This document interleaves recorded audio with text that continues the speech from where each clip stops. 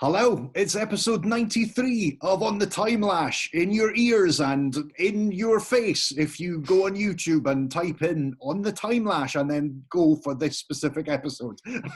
Hello, I'm Ben. How are you doing? Hello, I'm Mark. And this is our sort of before and after episode, isn't it? Yes, it is. It's our solar flare special. Yes, so we struggled to find something to pair this with. And so we went to listeners, we went to social media, and I think we were all focusing on it being a tree-based, a vegetation-based episodes. And that foliage. And I did ask for people's favourite foliage-related Doctor Who stories. Yeah. To which I got some good responses. Black Orchid, obviously, that was one of them. Perhaps the best foliage-related Doctor Who story. Androids of Tara. There was lots of good suggestions from everybody. Yeah, there was more foliage based Doctor Who than I would have imagined. Yeah. But I mean, years of doing this podcast means that you can fit most Doctor Who stories into any sort of loose categorization. Well, yeah, and in the end, that's what we did. We completely jettisoned the vegetarian element of it, and we decided to focus on solar flares. I'm imagining everyone does this with us, so they will already know the ending to In the Forest of the Night. Yes. Trees protecting us from a solar flare. And then we decided to pair it with an adventure where solar flares hit again and the trees don't lift a fucking branchy finger to help us. Or did we just forget and then bugger off onto a big lovely beacon and put ourselves in cryogenic storage in the trees? Like, what the fuck? Why do they forget every time we do this? It's going to be interesting. Spoiler for the rest of this episode. One I don't like, and the other just not that into. So it wasn't. That's interesting. Yeah. So my scene setting statement for this episode is one story I enjoyed more than I was expecting to, and the other story I didn't enjoy as much as I was expecting to. Ooh, I have a feeling. And I think you can probably guess which. Okay. Yeah. I mean, I'm not going to slaughter the cow. I might give it a little nick.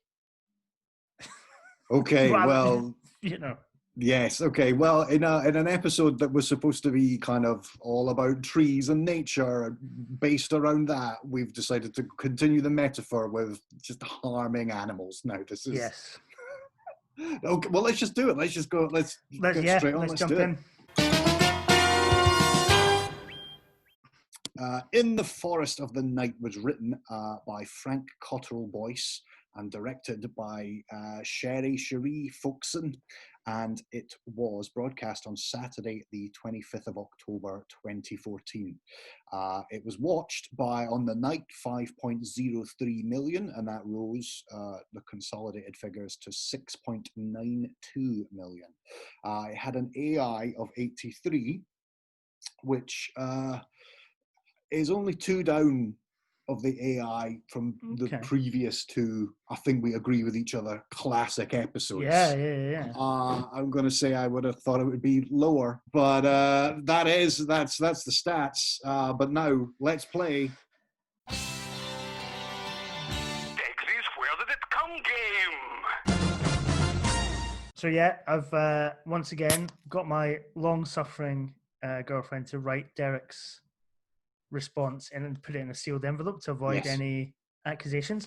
She's illustrated it this time with this rather lovely picture of me in some kind of embrace with a very poorly drawn Dalek. So that's nice. That's nice. It was just addressed to cunt last time. So we're it's a vast improvement that you're getting off with a Dalek's eye stalk. So that's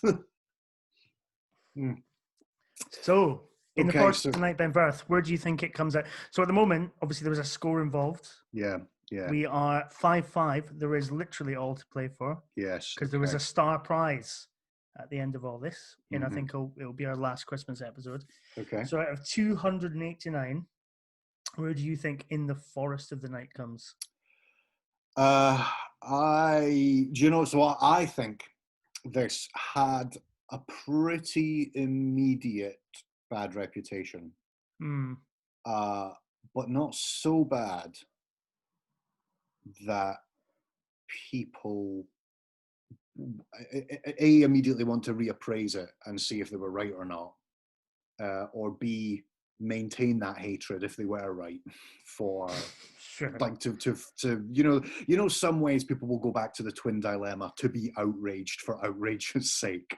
Yeah. I think there's a lot of stuff going on with that episode. I don't think it's happening here. I think In the Forest of the Night, so it's probably been left where it sat after it was first broadcast. I think about 275. Okay. Yeah, I mean, I think it's pretty low. Funnily enough, I remember at the time, it was one of those things where I went onto Twitter afterwards and I was like, oh, come on, it wasn't that bad.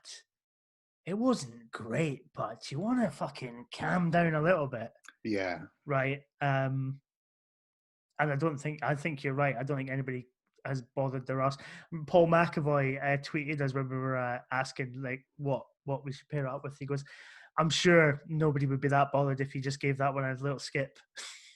Yeah. And I think that is generally people's attitude towards it. So yeah, 200. You said 270. 75. 75. I'll be a little bit more bleak. Oh no, it's 289, isn't it? Yeah. I was thinking it was 290. So maybe 75. No, I'll go 279. Let's go with that. So Okay. 10, so like just teetering on the bottom 10. Okay. Now, I'm gonna open the golden, that's not very gold, envelope. So Derek says, all right, lads, in the poll. Ooh, wow. All right. What? In the poll, Forrest comes in at a lowly 287. Wow. Between So that's third bottom then. third bottom. And you'll never guess what it's between. It's between Time Lash, Yeah. And the twin this dilemma. podcast's namesake, and 288 Time in the Rani. So 289 will be the twin dilemma. Right. Okay. Well. Okay. So congratulations. So that's 1 point. So you were closest. 5, 6. Yeah. Cool. Yeah. Okay. Wow. Although Okay. Derek said to me, for some reason, Dark Water and Death in Heaven are separate entries on this poll, so there'll be 2 next time. 2 chances for us to gain a point. So that should be interesting. Interesting. Did it explain what the thinking was? No, I don't. Because I mean, I suppose it's the first time we've hit a 2-parter in Capaldi, isn't it? Yeah. So maybe that's just how they do it. But anyway, that's something we can look into. But yeah, listener correspondence. I have a funny feeling it's all going to be quite similar. Okay. But yeah, I mean, bottom 4. That's. I mean, it's pretty embarrassing at some points. Some points, yeah. So we have Spooky Sween on Twitter. After my first watch, I hated In the Forest of the Night, but I decided to rewatch it before this. That's nice. People doing the homework. We appreciate that. Yeah, we do. And honestly, I was too harsh on it. The child acting isn't amazing, but it looks great, and it might honestly be some of the funniest Doctor Who writing for a long time. All right. I'm not gonna play my hand just yet. Okay. I'm just gonna nod sagely at Spooky Sweens. I can tell you want to get at it. I can tell you. I mean, I think you felt liberated after that trashing of the Celestial Toymaker in the last episode, and I think you want to be into this one. I want to address anyway. Rasslon's Trousers is In the Forest of the Night really that bad? Okay, it's not very good. It's rather pointless, and the kids are terrible. But it has a certain amount of intrigue, and it is quite pretty. Well, I'm unlikely to watch it again in a hurry. Is it really that much worse than, say, The Sensorites or Meglos? Yes, apparently. Yes, it is. Deborah says, I think In the Forest of the Night would be immediately improved if you drop the sister subplot and the irresponsible anti-medication message. Yeah, that's an interesting point. It's like, no, don't take your antipsychotic drugs. People could be trying to give you helpful advice. The overnight forest looks nice, but I can't help but feel a more interesting story got lost in the trees. That's catchy. That's good. That's the sort of thing that always shows us up in Mr. Correspondence. What do you mean as an episode title, maybe? Oh, maybe even. Oh, actually, yeah. That's well, because my suggestion was going to be the lowbrow in the forest of the shite. So good. Which, with public toilets currently closed due to the coronavirus situation, that's most forests at the moment. Yeah. That's why people are heading out to beauty spots. Lowbrow. Dylan Race says, I actually quite like In the Forest Tonight. It's got a magical feel to it that would probably be better suited to Matt Smith's first season. I wouldn't want Doctor Who to be like this all the time, but every now and again, I'm okay with a gentler style of story. And J.R. Southall, around the time of Series 8, I was getting advanced review copies of Doctor Who as I was writing for Starburst. And I remember, just as In the Forest Tonight turned up, someone who had already seen it pre-warned me that it might be among the worst Doctor Who stories ever made. And it is. It's literally between two of them. So it was with some degree of trepidation that I sat down to watch it. And, well, I can't quite say I loved it, but I did like it a lot. For one thing, it's absolutely beautiful to look at, probably one of the most visually pleasing episodes the series has ever produced. But then there's the story, which reminds me of all those 1970s TV series we loved, like Doom Watch and The Survivors, predicting the end of the world by natural or man-made means rather than by alien invasion. But here's the thing. We all adore Doctor Who in the 1970s, and what do we love about it? We love when the TARDIS lands in the middle of London and there's a Yeti on a loo and tooting Beck. But we love it even more when the TARDIS lands in the countryside and some village or manor house, or barn in the case of Terror of the Zygons, is under threat. In the Forest of the Night pulls off the amazing feat of combining both of those things in a really natural way. It's also got a bunch of child actors in it, all of whom are giving terrific performances. And if some of it is really loopy, when did we ever complain about Doctor Who being loopy, though? There's nothing wrong with a change of pace once in a little while. It might not quite manage to make it look like London's really become forested, but Doctor Who not quite achieving its ambitions is better than Doctor Who not having any ambitions at all. Wait, what?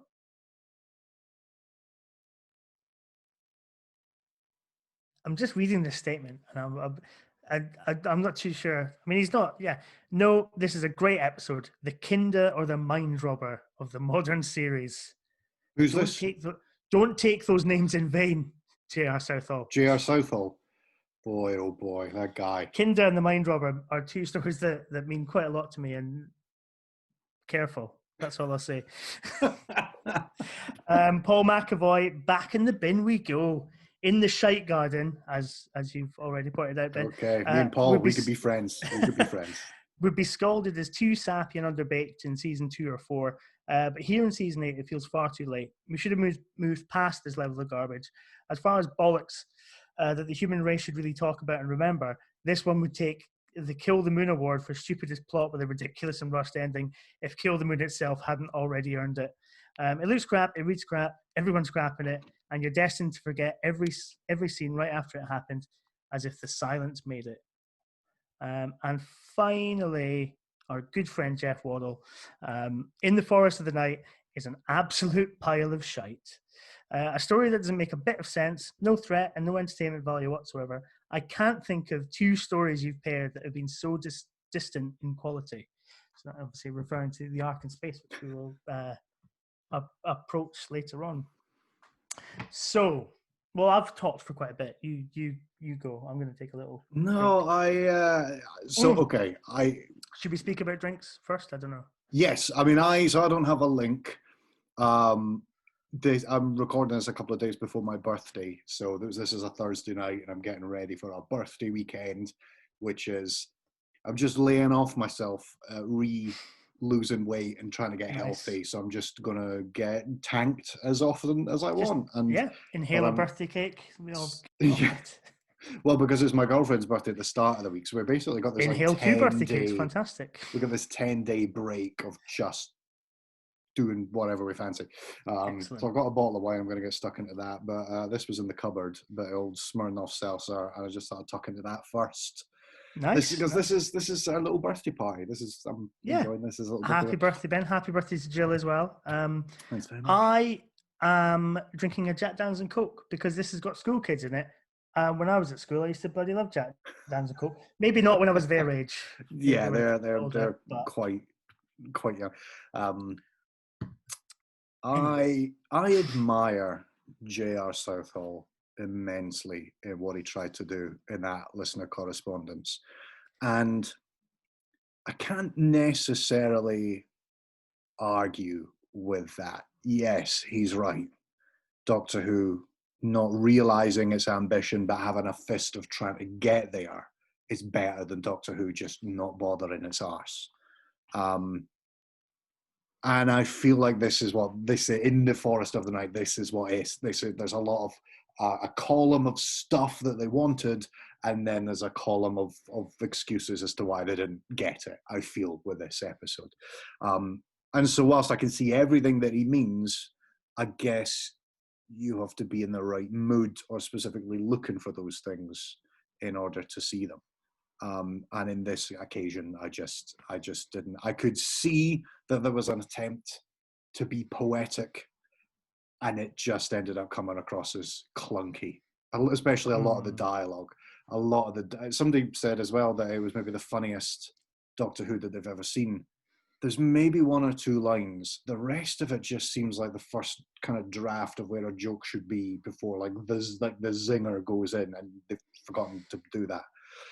I can see that it is supposed to be why that good old-fashioned thing in Doctor Who of why do we as humanity have particular fears of something. In this case, why is there a lot of fairy tales set in, like these giant woods that there's gleaming eyes peeking out of, Red Riding Hood, all that kind of stuff.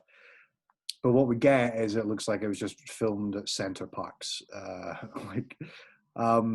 It's supposed to be trying to be doing that thing before it's trying to raise the stakes before you head into the finale. And it's going to be a world defining change, not just in terms of the storytelling or the direction of the series, but also there's a lot of stuff here that really wants to nail down a version of Danny and Clara's relationship before the inevitable, well, not the inevitable, but we know now the inevitable, what's going to happen. But what you get is just a really uninteresting leap in the relationship and a really uninteresting threat that you don't find credible at all. I know they try and employ those kind of the RTD era montage of just news footage reporting from all. I don't believe for a second that this is in any way a global reach. And what makes it even sillier is at the end of the episode when you see the trees receding from across the globe, they've sprung up out of the oceans as well. It's not just trees all on the land masses, they are covering the thing. And it feels like if this was this series, there hadn't been a Kill the Moon. There had been like a silly kind of, this was the silly kind of stretching credulity kind of eventuality episode. You could probably go, I get it. But like kind of weirdly after Kill the Moon, you just kind of like, what are they trying to achieve with this? The trees are saving people. And then, I prefer, I'm going to just throw this in here just now. I prefer this to Kill the Moon. And I prefer this to Kill the Moon because at least it maintains a tone and a form that means the silliness and the childishness of it sits quite easily within the episode. Yeah, definitely. Maybe what time did you say it went out at? Oh, I didn't. It's like I think it's 8:25 again. Okay, so maybe it doesn't sit very well in that time slot, but certainly in the finished episode, I think it manages that tone a lot better than Kill the Moon does. Because you're right, they're both really daft sci-fi plots, but at least this, I think it knows what it is and it knows what it's trying to do. And it's written by Frank Cottrell Boyce, presumably off the back of the Olympics, Mm. writing the sort of opening ceremony for that, they were like, "Oh, wouldn't it be great if we could get him to come and do Doctor Who?" Yeah. Because Stephen Moffat, for a time, was very, would occasionally, I think, kind of go for that as much as he would go for star casting in terms of actors. It would also be kind of star casting in terms of writers as well. Mm-hmm. Like Richard Curtis, Frank Cottrell Boyce. I was about to say Simon Nye, but then I'm like, is that the creator of Men Made Badly? That's the weird thing is that he had quite a screenwriting career when that Doctor Who was going out, and then seemingly because Simon Nye writes what is that? The best Marigold Hotel? No, it's like the best something hotel. It's the Sunday night thing on ITV. Oh, right. In an Indian I know the one you mean. Hospital, is it? Good Karma Hospital. Good Karma Hospital, that's it. Okay. Aye. I don't know if that was show racism that I just did there. That's... Well, no, I think it's just like, it's not so much racism as just all these twee British sort of post-colonial fantasies all look the same. Well, I'll tell you what I got it mixed up with is because there is the Marigold Hotel film, but then there's the completely unrelated docu-series where Sylvester McCoy and Miriam Margolyes... The first series was great. I didn't watch the rest of them, but... think about moving to India, and they have a thing at the front, at the start of the episode going, "This is not associated with that film," and you just think, why wouldn't you just call it something else then? It's... but yeah, okay. So yeah, okay. I do agree. Yes, the tone, and like the listeners are also right. It does look beautiful. It does look beautiful, and I think it's really, there's a real kind of visual flair to the direction as well. Really, I thought the direction was pretty. No, I love the opening, that kind of TARDIS entry, and there's that really lovely tracking shot right the way around. Sure. What I've written down here as the library deck. Is that what that is? Like, I don't know what you would call that. It's a balcony, but it's kind of, obviously it's festooned with sort of bookshelves all the way around. Library deck. I'm going to say library deck. Yeah, I don't know if that's in Michael Pickwood's original sketches, but if he called it that. But the gallery. It might be the gallery. Gallery, yeah, that's true. I really love that. I think there's some really nice sort of visual touches to it. You're right. I think when it comes down to kind of effects and stuff like that, it does feel nice.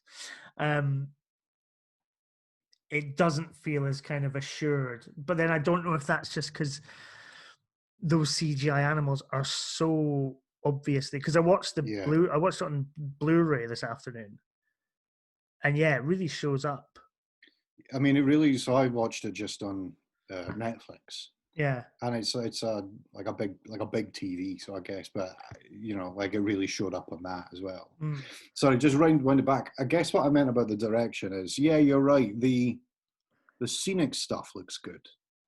Like the lush green foliage surrounding the TARDIS. I do love the pan up Nelson's column to see the surrounding London area.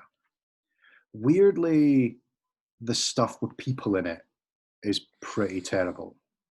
So when they make peace with the Doctor and he gets back in the TARDIS, then he realizes what the problem is, and he goes to get the kids back, and they're all sitting on the stairs. There's a really awkward scene where, like, Capaldi seems to be like craning in to they shoot him kind of low, and he's craning into the camera. Trees like that, yeah. And it ends up making you feel uncomfortable for the first time. We've talked about him being angry. We've talked about him being, like just off, just maybe too caustic, too hard a character. I don't think we've ever, in any of that, disliked his performance. Weirdly, that whole scene, I'm like, this is the first time I think they've captured him in a way where I don't like what Capaldi's doing. Okay, that's interesting. There was a couple of bits where I've just went, this. I think he thinks this is shite as well, and so he's overcompensating slightly. It's this kind of uncomfortable moments when he's talking to Maeve, and he's going, Maeve, what is this? What are you doing? What is this? Yeah. And it's just like, I think that was the rehearsals footage that they've used. I think he hasn't quite worked out what he wants to do with that yet. Sure. And so it doesn't. So there's like weird. So yeah. So weirdly, I don't know. It just didn't. There's some of it that just doesn't feel right to me in this episode. I mean, to be honest, so watching it today, I was going along with it fine. Yeah, there's a few ropey bits. Like the wolves and the tiger, and Danny kind of chasing off a tiger with a torch. With a torch. He's no Joe Exotic, that's for sure.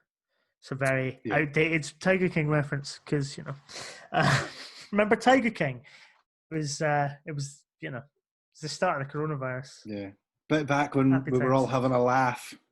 Yeah, when we thought we'd just be in our houses for a couple of weeks and that would all be fine. Yeah, and it's funny you get this is a complete aside, but it's funny we've gone from Tiger King, which arguably is quite tragic and depressing, but kind of weird and kitschy and whatever. So that was like the start of lockdown, and sort of like last week I think it's like Jeffrey Epstein, which is this kind of warts and all like documentary series about like systematic sexual abuse and white privilege and. And it's like, and that I think that the trajectory of Netflix documentary releases, I think, sort of covers the trajectory of lockdown. It's just like, no, this isn't fun anymore. Yeah, I just want out.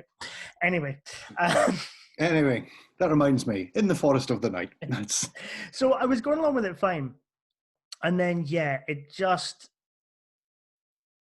leave the trees alone. Oh, it's that kind of that.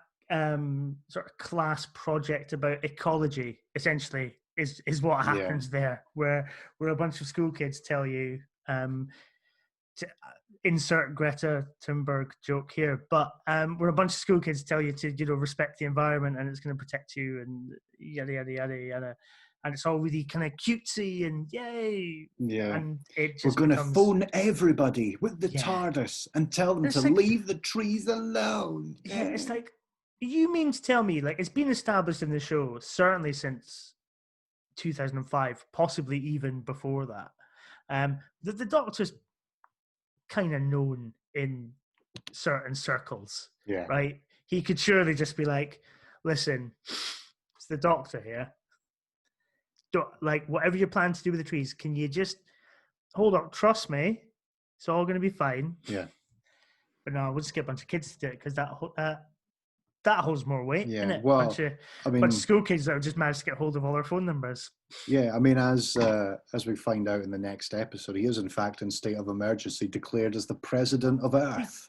So you'd think that somebody would have went, is that the president's phone number? Well, and also the unit are constantly tracking the TARDIS as well. Like if the TARDIS pops up, they're usually there to be like, do you need a hand with anything? Yeah. Can you give us a hand with something? Yeah, and I do wonder, going back to what you were saying about the celebrity writer, I do wonder if that affords them more opportunity to do their own rewrites, and therefore stuff like that, continuity glitches, or even just strange character moments, which might work if it was just if the episode was a single entity. But as a character with 50 odd years previous, and as we will know, obviously another couple of years after that, you wonder, like, shouldn't there be more of a tooth comb applied? I'm not saying that the drama has to come second to kind of fan service, but like there's a couple of strange choices, which it's interesting what you were saying about kids and like doing a little ecology project. Do you remember there was a couple of times where school kids made an episode, like a little extra episode of Doctor Who? Yeah. I can't remember what they were called, and I'm thinking there was a couple. I think that was for the Olympics as well, wasn't it? Was it not one? There was Blue Peter? There was Albert like an Einstein Olympics was related. in one. Yeah, Albert Einstein turned into nude or something. Yeah, and this is what this reminds me of. They've went, all right, Blue Peter competition winners. We're going to write 38 minutes of a 45 Doctor Who story. You've got to come up with the last 7. You got to come up with the last 7 minutes. What happens? And so it just plays out. Now Frank Cottrell Boyce. He's a kid's author, isn't he? Yes, yeah, and I think that does show. I mean, yeah, he predominantly writes children's books and scripts for, well, I was supposed to say kids' films, but that's not really true or fair. I'm just trying to think off the top of my head, but I'm drawing a blank. Because it was a really great Richard Herring Leicester Square Theatre podcast with him recently. And I think he's a good writer. I mean, I think Smile is very good. Oh, Christ, he comes back, doesn't he? Yeah. I forgot. I thought this was his only one, but yeah, no, he does. He comes back. Okay. And I'm not as harsh on this as, I'm not quite J.R. Southall. It's like, Kinder or The Mind Robber, but I think there's some really funny jokes in this. I know you're saying there's maybe 1 or 2, but I've written down some lines that I like in this, right? I'm going to just rattle them off. Danny Pink gets the only funny line he ever gets in the whole series, which is, has he even been CRB checked? I like that. About the Doctor. Oh, right. Okay. So, yeah, on paper, that's a funny line. But, like, when Samuel Anderson does it, it's... Sure, but let's just... Right, so there's that. Let's give him that, all right, at least. I like the line, no such thing as an arboreal coincidence. That's like a very Pip and Jane Baker kind of line. I don't know. For me, that falls into that kind of, it's supposed to be poetic, but it sounds clunky. Hang on a minute. Is Frank Cottrell Boyce credited as... Oh, no, right. So that, A Cock and Bull story, the Steve Coogan and Rob Brydon film. For some, IMDb credit, obviously, I think the American title for that is Tristram Shandy, A Cock and Bull story. So when I saw that he was credited as one of the screenwriters on that, I assumed that they'd taken a fictionalized version of Frank Cottrell Boyce writing a fictional film from the film A Cock and Bull story as an actual credit, but it's not. But I mean, he wrote 24-Hour Party People, which is great. Sure. It's a really great film. That was the one that was like sticking in my head. Like, oh, there's some really good stuff that he's written. Anyway, he works a lot with Michael Winterbottom, and also writes children's books and sort of screenwrites for kids as well. Anyway, other lines I like. Where are we? There are good, solid scientific reasons for really being quite frightened right now. Yeah, okay. That's good. Yeah. That's good. Capaldi delivers it brilliantly. I think I've stopped. And I do like the bit where everything's fine. The Doctor and Clara shoot off in the TARDIS to watch it all happen, and the Doctor's just like, "It'd be really awkward right now, wouldn't it? If the whole planet was to just get destroyed, and I was wrong." Yeah, that's quite funny. That's quite funny. There's another one as well where Clara comes back and Danny asks, like, did you phone the parents? And she was like, I went, you phoned him, didn't you? And she went, there's a massive forest that's grown up overnight. Would you rather I call Monty Don? That's a funny line. That's a belter of a funny line. So I think there's good stuff in this. No, I think the fairy tale stuff is and I think Dylan's right in the sense that it would maybe fit in an earlier iteration of Stephen Moffat's era than it does here. And he's probably right, because it does stick out a bit as a bit of a sore thumb in this, what we've kind of talked about thus far in this series of podcasts is there's an effort to make it a bit darker, a bit more prestige drama, rather than family series. Which again, I think is why people sort of recoil in horror at this story. Is like, it's the one that actually feels like Doctor Who when it was on at 7:00 at night on a Saturday. Yeah. I mean, it does feel like it does share a lot of, and I know there's obviously kids involved, but it does share a bit of that weird, inconsequential vibe of something like Fear Her. Yes, yeah, it's got a real Yeah. feel of Fear Her about it. Yeah. I think again though it's better than Fear Her, but anyway. I mean, that's the odd thing about this, is that I don't think it's terrible. I don't think it's like the fourth worst episode of Doctor Who ever made. So I guess what I said right at the start was slightly shared by a lot of the listener correspondence, which is I saw it, I didn't like it. Yeah. I didn't really care to like take up the pitchfork and torches of anger against this thing for the rest of its existence. Yeah. I just probably, I'm thinking now it will be a very long time before I revisit this. Oh, definitely. Same here. And, as much as I enjoyed it more than I thought I was gonna, Yeah. I'm not in a rush to, watch it again anytime soon. I mean, I think the fairy tale stuff, it's that kind of poetry that the Stephen Moffat era kind of has at its heart, but that doesn't always work because you go, well, I find that's all a very lovely idea that this has happened before, and that's kind of fed in. The idea of the forest is this kind of scary thing is kind of fed into human sort of consciousness and culture, and it's repeated sort of for centuries. But it doesn't make any sense. It's just like, you just forget. You'll forget about this in the morning. Yeah. In which case, maybe it's a work of genius. It's all about the human capacity to forget and reorder information and create their own narrative. And then this is largely forgettable. That's yeah. It just doesn't anger me at all. No, not at all. And I think it's trying to do something interesting.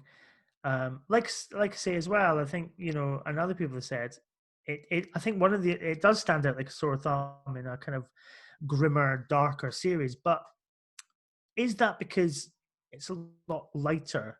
There are all these greens and it's daylight and it's quite lush, and there's a lot of verdant scenery and and I think its sense of place is quite nice.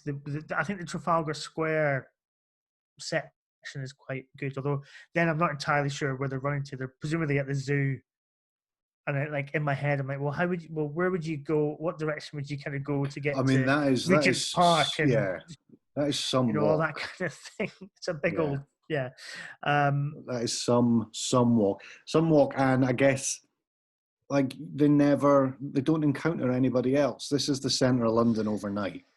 Yeah, it's not like apart London from closed. A couple of government, well, I don't know, is it forestry commission or whatever they are. Yeah, don't know who they're supposed to be. Well, I mean, they're obviously burning the thing, but that's it. And then there's Maeve's mum, and that's it. These are the only people.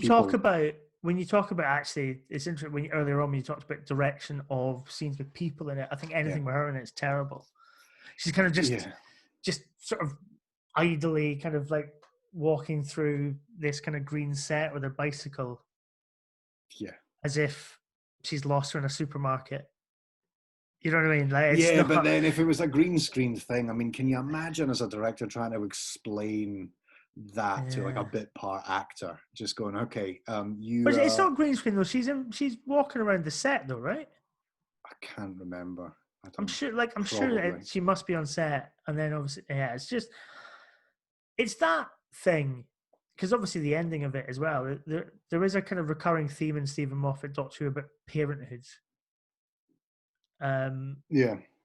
It starts to kind of come out of it a bit around about now, and he kind of becomes a lot more, because obviously his mum passes away, I think between this and the writing of series 9, or during the writing of season 9, I think it is.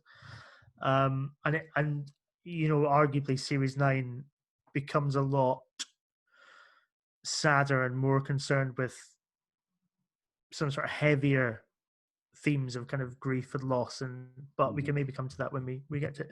But again, the day is saved because Maeve's mum rocks up outside the TARDIS in a way. You know, it's like, oh, that's Yeah. everything. Everything kind of gets a nice kind of happy ending, all neatly tied up in a bow. Yeah, and then To the point that her sister just is living in a bush. yeah, I never understood. I don't know. I don't know. Like, Did the flowers just grow capture her around and her. used her Yeah. as some kind of, psychic attuning Yeah. leverage, hostage leverage? Did Um, they did did they they just bring her find her? back to Maeve because Maeve Yeah. helped them out a bit? Why did the kid go in the first place? Looks like their life was pretty Yeah. fine to begin with. I Just don't general know. middle class angst. I don't know. It's Yeah, that whole subplot is just so sketched in yeah, it is. because Yeah, it's that kind of thing of like and it's a bit of a trope, and it's as I think as Deborah kind of points out, it can be quite a damaging one. But that idea of the kind of the mentally ill genius or the mentally ill person that can see the truth yeah, just as long as they stop taking their medication. yeah, And there's no real kind of need because all it really needs is somebody to communicate and get the doctor involved. But the doctor would have been involved the minute he opens the TARDIS doors and goes, "Hang on a minute, yeah, you know, it's an odd angle to take. Just this kind of troubled kid yeah. And whose there's a couple of, story kind of just gets resolved without any kind of real." yeah. I mean, they don't. I mean, they don't. They don't make very obvious jokes at the expense of the development level of the children in that group, but there are jokes enough. Bizarrely, one of them coming from the Doctor himself, Mm. where there is a bit of sneering. There is like, these are a problem, and the problem Yeah. isn't. The problem is that they are that they've got something wrong with them.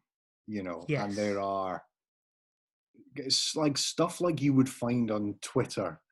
What was it? I can't remember, like the bit at the start where like there's guys flashing the torch into the other kid's face as they're trying to sleep. Yeah. And there's some remarks there that just sound like a Twitter back and forth going, I can get away with this because I've got like rageaholic syndrome or something. I don't, some fucking thing like that. Well, the other thing, so it's weird, isn't it? Because I think the stuff between Danny and Clara about the kids is, I kind of buy it because I know some friends of mine are teachers, and I like the way they talk about some of the not naming they wouldn't. I'm not going to about to sort of dob anybody in, but just the way they sort of generally talk about maybe problem children in their class or whatever. Yeah. So you can totally get that. But yeah, you're right. I think for the Doctor to kind of sneer at them is a bit beyond the pale. But then he kind of, but there's a kind of weird tenderness to Capaldi. Like he spends like most of the episode just being grumpy to the kids, and then when he needs them, but is that a very thing that when he needs them he softens and then he kind of tries to get them on side? I mean, I don't that kind know. of thing that we've seen in Flatline. Yeah. When Clara kind of had to be the Doctor, and she kind of talks about the way that he is with people. Is that what this is? Well, I don't know. Maybe he feels like, because I guess if you look at that scene in The Caretaker with Courtney, he's grumpy with Courtney, I think, because he feels like that's the best way to get to know her.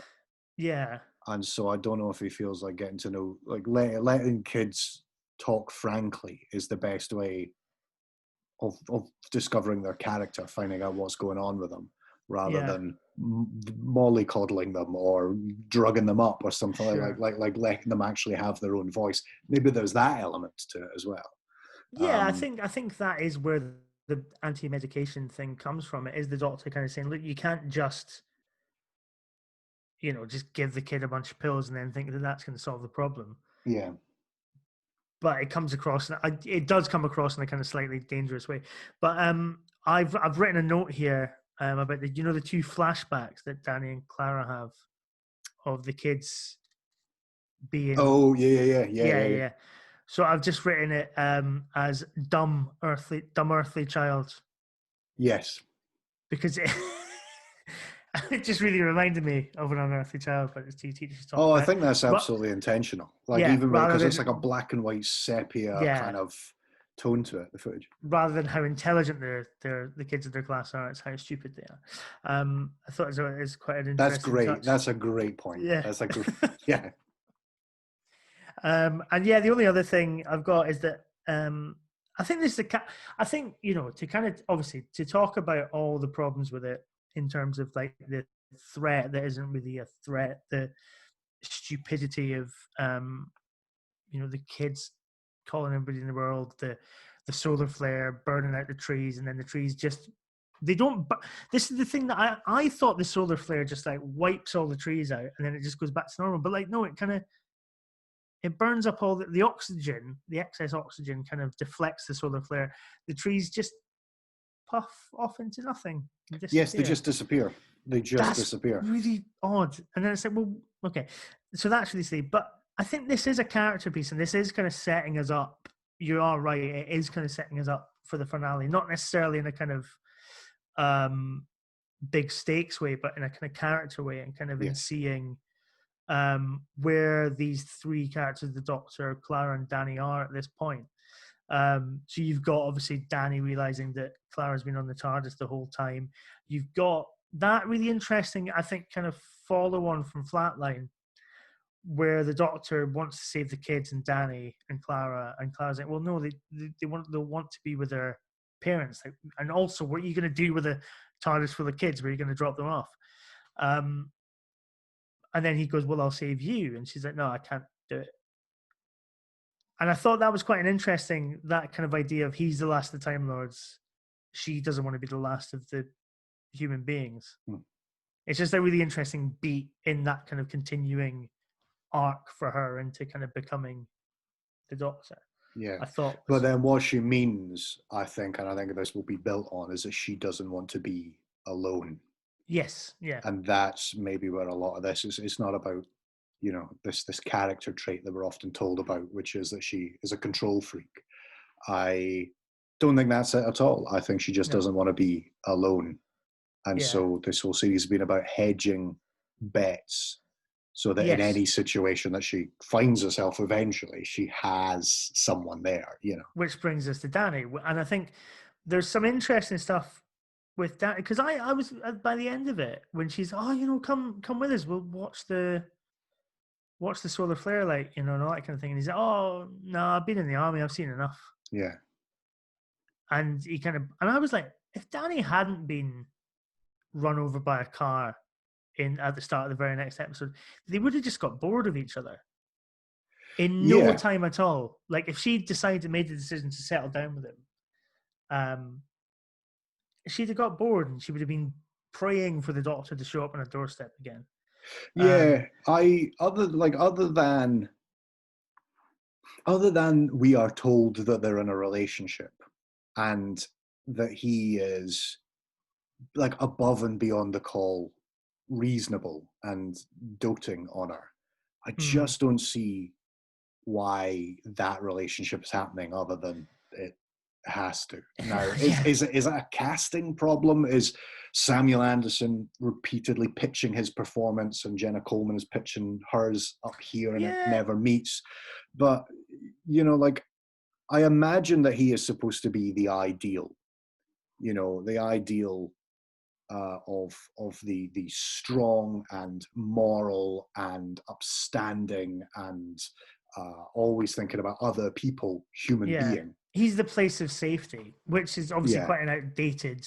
Yeah. And I'm sure there's plenty kind of feminist readings of this particular kind of period of Doctor Who. And I do remember people quite enjoying the end of Clara's storyline from that perspective. Yeah.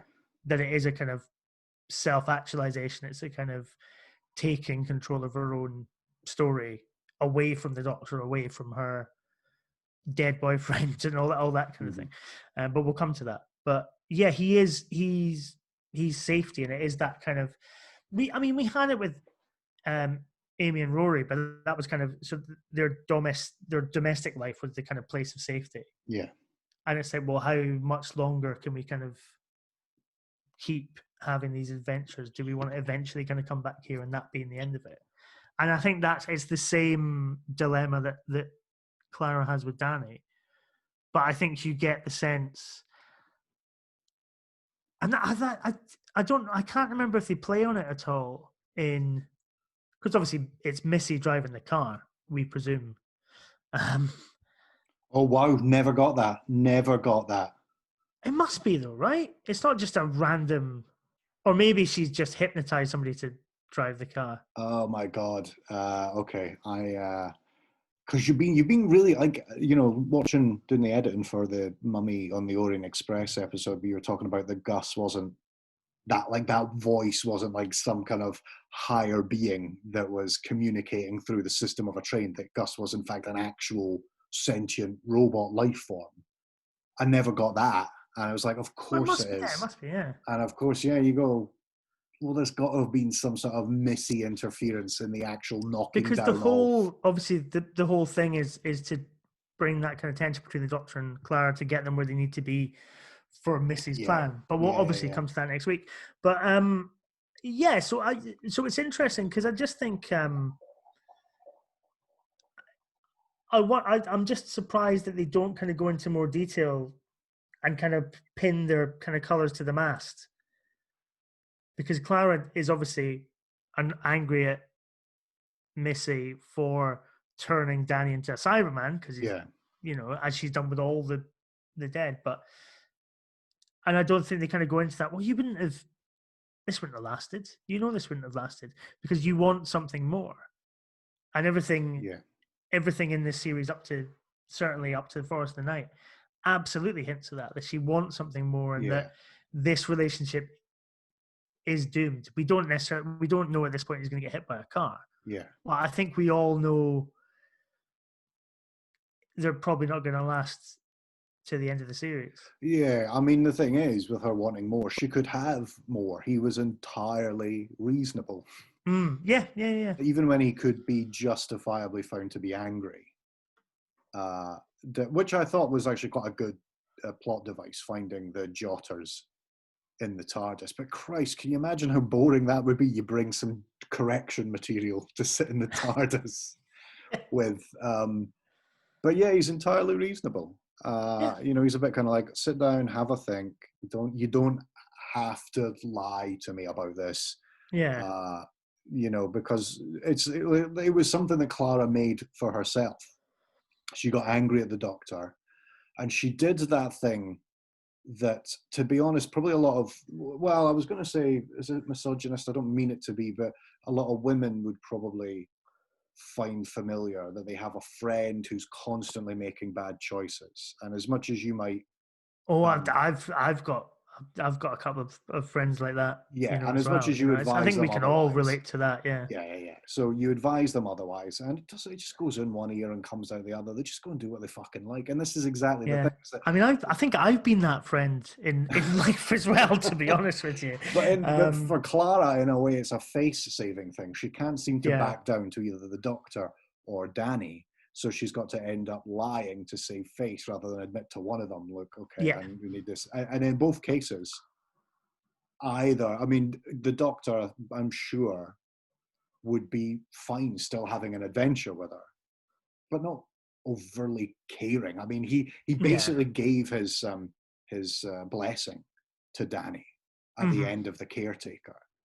And whilst there's still some sort of minor ribbing, a minor joshing or whatever like that, he doesn't, after this point, deliberately dislike him. He's proved that he is good enough for her. And Danny is also like, okay, well, you stop. I mean, what does he say at the end of Kill the Moon? It's like, well, how about you stop and think about it? Don't be angry. Nobody ever makes a good decision when they're angry. So both of them are facilitating her having exactly the life that she wants. And she's the one who feels like she's got to lie because she's got to lie to herself. That's and I guess that's why she becomes so unhinged in threatening the Doctor in this next episode, because the anger's hers. She's angry at herself. She thinks that she's caused all of this. She's ruined all by lying to herself, by not letting her guard down. She's the one who has had a negative impact on probably like a lot of people's lives as well, Yeah. God, I didn't know there was going to be so much to talk about in the Forest of the Night. But I mean, maybe in a sense, this episode does exactly what it needs to do, which is just have those Danny and Clara scenes and Yeah, and I have a think bit of an that's adventure exactly. surrounding it. I think that's exactly what its purpose is. For good or ill, obviously, it's perhaps not a particularly satisfying Doctor Who adventure. But I do think it's about, because obviously the conversation that Danny wants her to have with him is the conversation she's about to have when he gets hit by the car. Yeah. So, it's definitely kind of setting things up for the finale. Yeah. And yeah, I guess maybe we do favorite scenes, favorite performances now that we've seen. Okay. If go you have first. any. Well, yeah, you go first. I think my favorite scene is probably the TARDIS entrance at the start. You have a glass of cola, okay, and it's about that size, but there's this much sugar in it. And I just love that line of, well, I just assumed it was supposed to be bigger on the inside. And the Doctor's like, oh yeah, nobody ever really seems to be able to get their head around that. I always like a good, TARDIS entrance scene. Yeah. And I think it's, like I say, I really love that tracking shot right the way around. Which they then repeat again, because when Capaldi's regenerating, he does a little lap he does a whole, yeah. Would you call it the library deck? The library deck, which is what we'll call it from now on. So I really like that. And I really like Capaldi in this. He's trying his best with some quite questionable material as it goes on. Yeah, okay. I'm going to be cheap and just jump in on that with you. That I think, yeah, it is weird. I can't remember who said, but was it Paul said that you kind of forget each scene after you've seen them, like the silence has made this in listener correspondence. He's right. Yeah. And until you pointed out why that scene was pretty good, I was like, oh yeah, actually, to be honest, yeah, I do like that one. But and performances wise, I just the doddery old security guard is trying to open the door to let them out of the museum. Good. That guy. He is good. I like him. Yeah, that guy. Like, it's like nobody looks like they're straining here. Nobody looks like this doesn't induce anger or hatred. It's just forgettable. And I think that's what it is. Wow. I think, performance-wise as well. What I would say to anybody that's properly angered by In the Forest of the Night is, I think Maeve Arden says it best when she says, fear a bit less, trust a bit more. It's not all bad. There's some good stuff in there. Okay, that was In the Forest of the Night, or was it? I don't know. I can't remember. You'll probably forget. And Earth forgot when it came to, I think, is it 60-37 or whatever it is? Or 60-87, yeah, something like that. 60-87, yeah. Yeah, so next we're heading to the Ark in Space. All right, we're here. We're back. Where am I? Here we are. Ooh, you've got some Nerva is the joke that I wrote down. There it is, the old Nerva, the Nerva space station there. We're back. We paired In the Forest of the Night with the Ark in Space. So let's just jump straight in and do the stats. So the Ark in Space was, I'm going to do it in a different order. You'll see why in a minute. The Ark in Space was broadcast between Saturday the 25th of January 1975 and Saturday the 15th of February 1975. And it was watched by an average of about 12 million. Part 2 was the highest, 13.6 million viewers. Jesus. The lowest was part 1, 9.4 million. Part 2, that was the highest viewing figures for Doctor Who up to that point. 4 Doctors in and over a decade's worth of storytelling, and the highest viewing figures were when Tom Baker was kicking off. It's funny, so I don't know if it does it on your DVD version, but on the Blu-ray, when Part 4 finishes, it's got a little advert at the end of it that Tom Baker does, which is something, tell your friends, watch out for the stairs. And then he runs off and then you hear him tripping down some stairs. Yeah, was it not like a Doctor Who exhibition? I can't remember. I don't know, but I know, yeah, it does. It's also got it on BritBox as well. They play it at the end of Part 4. Nice. I wonder then if the BritBox versions are the HD masters then. No, they look pretty ropey, to be honest. Oh, okay. Actually, a lot of BritBox is pretty good, but they look quite fuzzy, quite filtered. Right. Okay. So I don't know if they're pretty old. No, because I mean the Blu-ray versions does of it. look pretty good. Yeah. Sorry, and then Ark In Space, it was directed by Rodney Bennett. And the reason I'm doing it in this order is because, so it's credited to Robert Holmes, but Robert Holmes was rewriting original scripts by John Lucarotti, who wrote Marco Polo, The Massacre, that he was unable to effectively rewrite because by this point he was writing and living on a houseboat in Corsica. And there was a Corsican postal strike, which meant that the back and forth of notes between the production office for Doctor Who and this idyllic writer's life meant that there just wasn't enough time to effectively communicate what the rewrites were going to be. So Robert Holmes just did them himself. Now, there's that, but there's also to be said as well, I didn't know this, but there was an original version, an original story pitch by someone called Chris Langley, I think. Let me just call that up.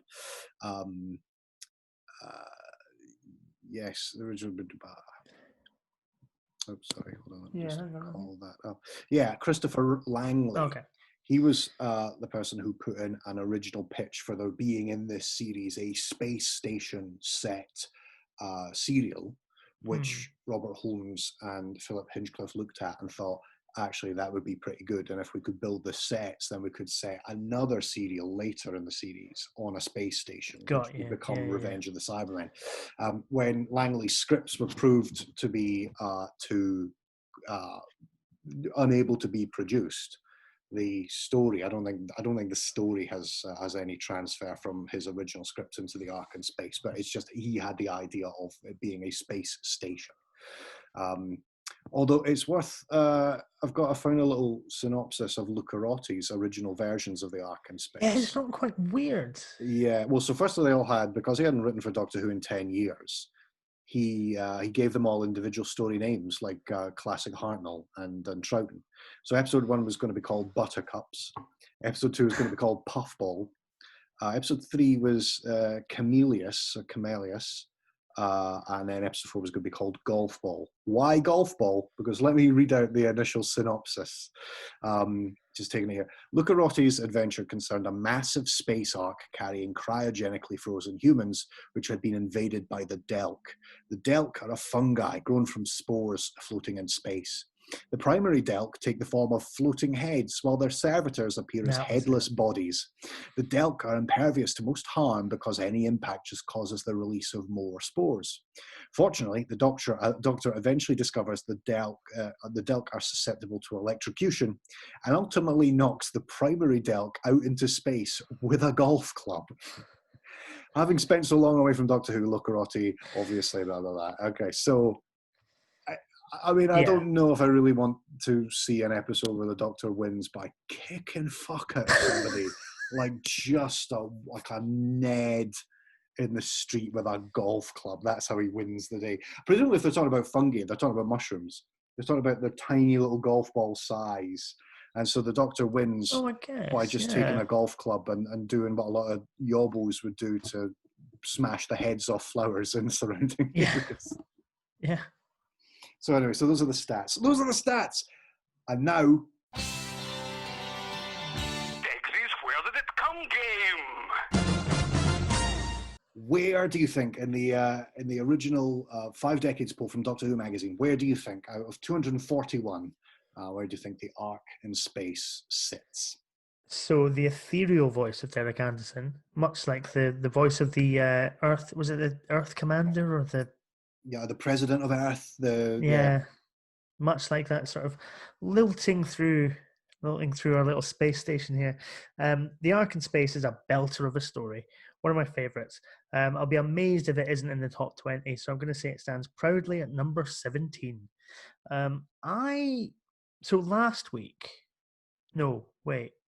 Week before, we did Pyramids of Mars, and I had kind of thought it would maybe fallen out of the top 10, so I'd gone for 12, but it was 8. Yeah. I'm going to go, because this is pretty up there, isn't it? This is, one of the classics of Doctor Who. Yeah. It's a big influence on Russell T Davies. It's a big influence on Stephen Moffat.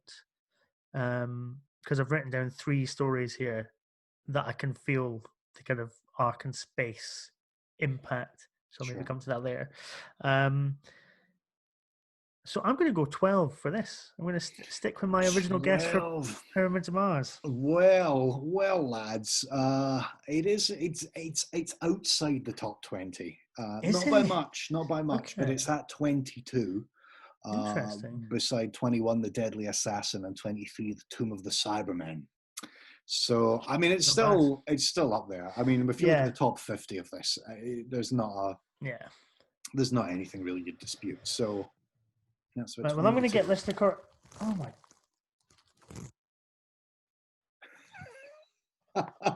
Anyway, I'm going to get listener correspondence up. I'm going to badly edit this bit. So for some reason you just drop your gun and there's no explanation as to why you've done it, or the door has come down. Shall I just drop my phone with all the listener correspondence inside it? I don't know if that was the best time to pull that out. I was going to do it when I was drinking, but I thought it was a bit dangerous and I might just end up with Jack Daniels and Coke all over the place. less concerned about my phone. So, listener correspondence. J.R. Southall says, the Ark in Space is one of the greats, just about managing to get away with some pretty grisly stuff. Well, imagine if it had been golf clubs and disembodied heads. Because of the aseptic feel of the environment, which offsets the body horror aspect by making it all look too clinical to be really horrific. Eric Sabard might have learned from this. If you're going to do grisly stuff, then on the one hand, do it because the story demands it, not vice versa. And on the other hand, do it in such a way that the visual representation of it gives it a slightly surreal quality that will ameliorate its effect in the eyes of watching parents. The first episode foreshadows what's to follow by including a man versus machine incident involving a potentially rather gruesome fate that seems to sum up much of what comes in the 3 episodes thereafter. Proper all-time top 20 material. Or top 30. Top 30, as we've discovered. Top 25. Top 22. Top 25. Paul McAvoy says, the Ark in Space gets an awful lot of praise, and while I think it's good, I'm not sure it's that good. They weren't about as wobbly as costumes in the 60s ever got, so it's definitely surprising to see them in 1974. Tom Baker's great and absolutely sells the script. It's just a bit boring. I might agree with Paul a little bit there, I've got to say. But anyway, we'll come back to that. I'm also doing a nod, like, boy, oh boy. Yeah. Jeff Worrell says, Ark in Space is a wonderful episode. Body horror at its best and the best use of bubble wrap ever. Did you see my picking up my phone with a handful of bubble wrap, Jeff? Did you not see Mark's half-assed attempt there just a minute ago? Yes, the effects don't hold up, but at its heart, it's a wonderful, creepy story. The Warren are long overdue a comeback. I mean, I think there's about 5 or 6 BBV and Big Finish.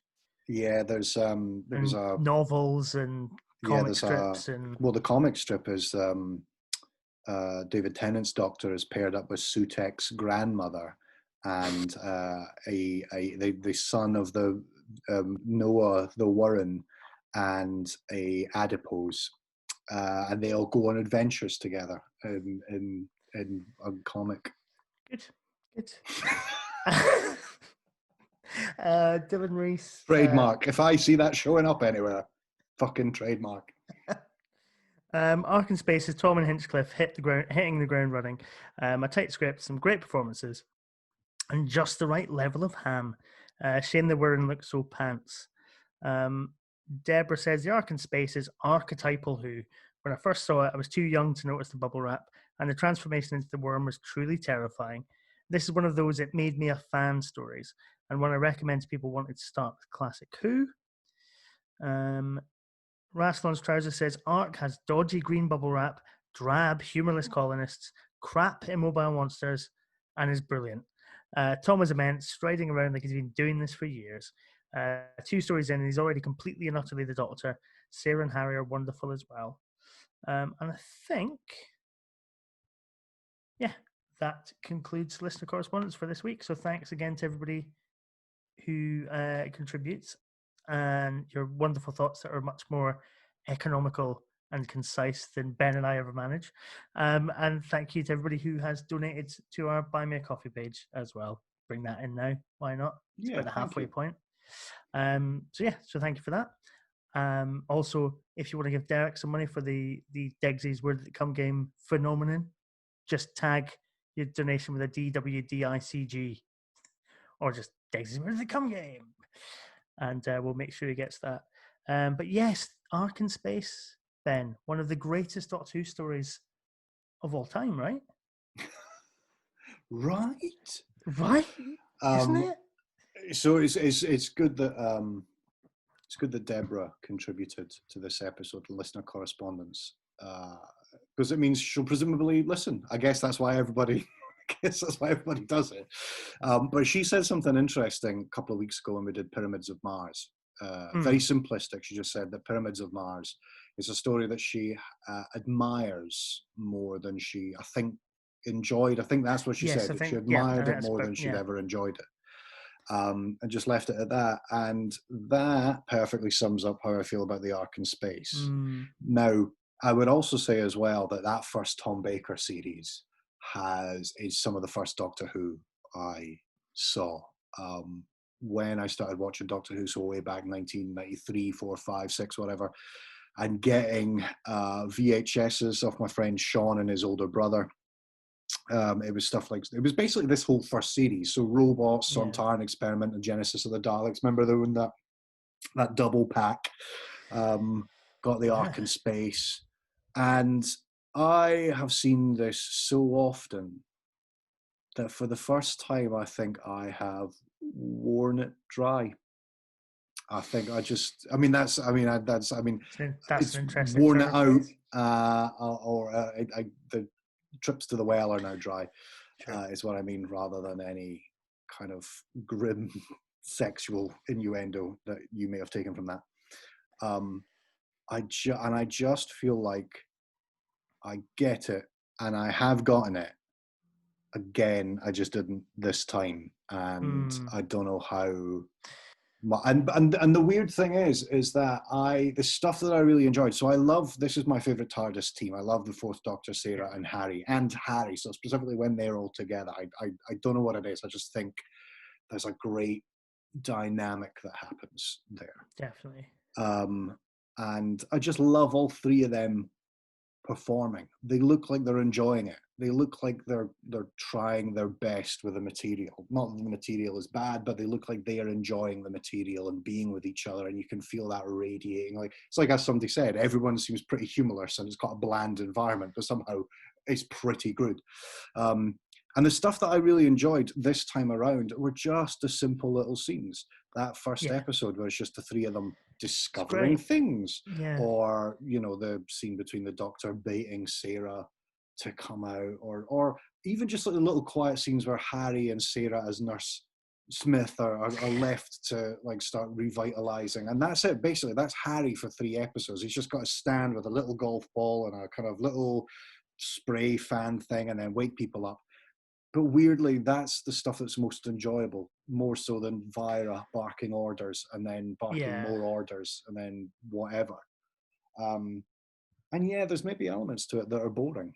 But I just feel like I just feel, because I also did recently revisit this when there was the whole hype about this series coming out on Blu-ray.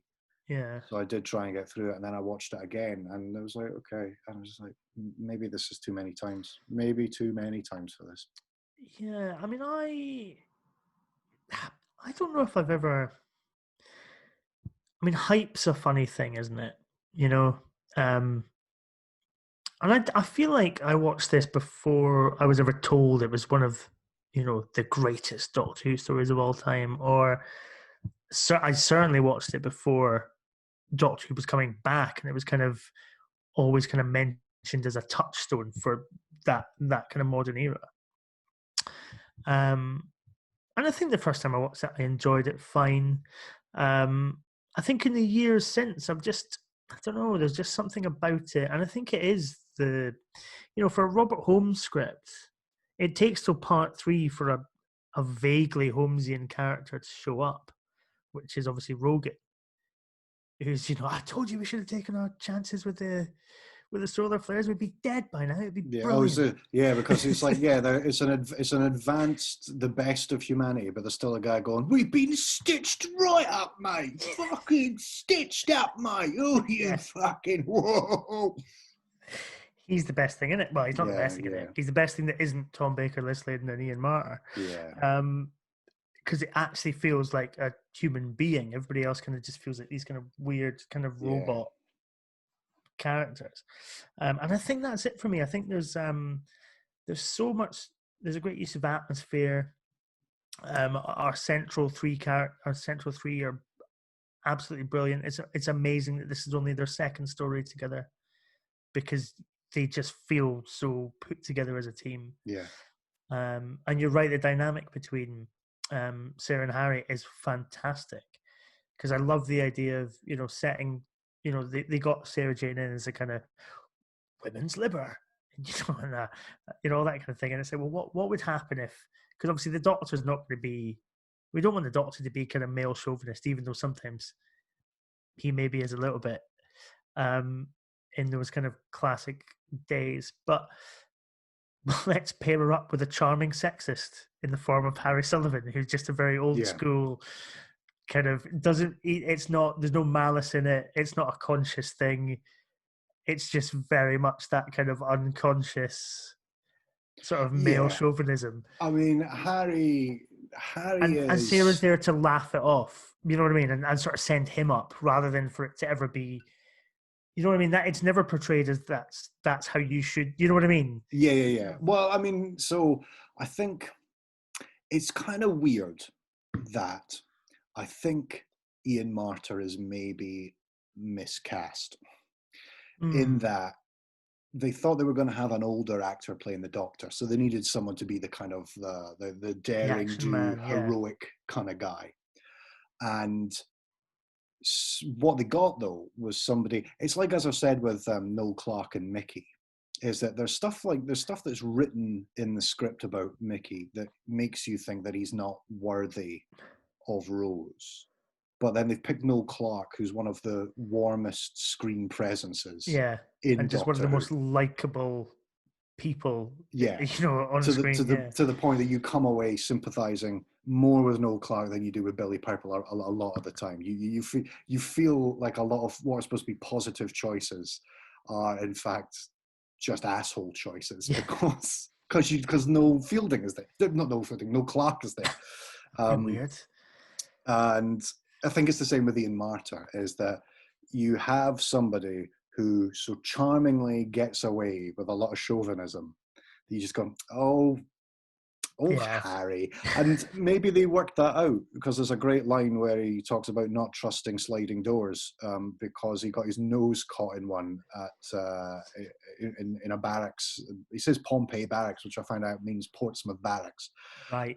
Yes, of course it does. Yeah. And I just think that they were supposed to have this kind of like pig-headed character that brings the Doctor and the real companion closer together, and actually what you get is this charming Marx Brothers threesome that you just, and so I do feel like I miss Harry.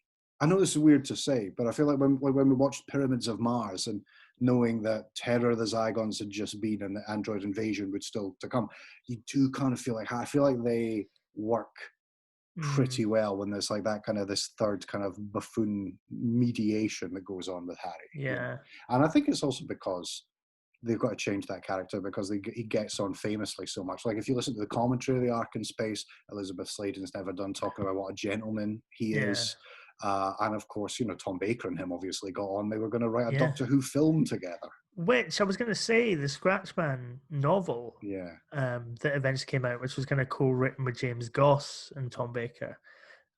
It's not, because it's kind of that kind of rare thing where it's told from the Doctor's perspective. He's kind of narrating the story. So then it has this kind of really lovely duality of kind of it's the fourth Doctor, but it's also kind of Tom Baker Yeah. talking about the warmth that he has for these two friends of his that are no longer here, like Ian Marter and Elizabeth Sladen. It's quite a touching element to what is, this kind of folk horror Yeah. Doctor Who movie plot that they'd kind of come up with. So I would recommend, if you are kind of itching for a bit more Harry Sullivan. Well, yeah, and I mean, I also like his Target novelizations as well. Yeah, sure. He only did a handful of them, but like I like his take on the invasion. He novelized the invasion. But yeah, so it works for me. It works. That's why, going back to what I said, is like the stuff that I'm still getting out of this is the little character moments of watching that group of people together, those actors together, as well as those characters together. And it's also pretty good in that first episode where, there's a Doctor and a male companion who don't obviously get on, but it's not as combative as you think it should be. No. It's not as combative as we've seen Doctors and male companions in from 2005 onwards. It's it's a fourth Doctor that like, yeah, you are an idiot, but God, you're like a golden retriever in a blue blazer, and I forgive you. The fourth Doctor and Harry is great. Yeah, and it's like any insults just don't permeate Harry. It's just he doesn't. Well, I love the fact that the only reason they're on the Nerva beacon is because Harry was so amazed by the TARDIS, he just started pressing buttons. Yeah, like the children in the Forest of the Night. In one line of dialogue, that just because some people would walk into the TARDIS and be like, "Oh my God, I've no idea what to do here. I'm going to just stand back." Harry Sullivan is like, "Oh, this is fascinating. I'm going to just start playing around." This is quite a. He gave the helmet regulator quite a twist. And so they end up with the Nerva beacon.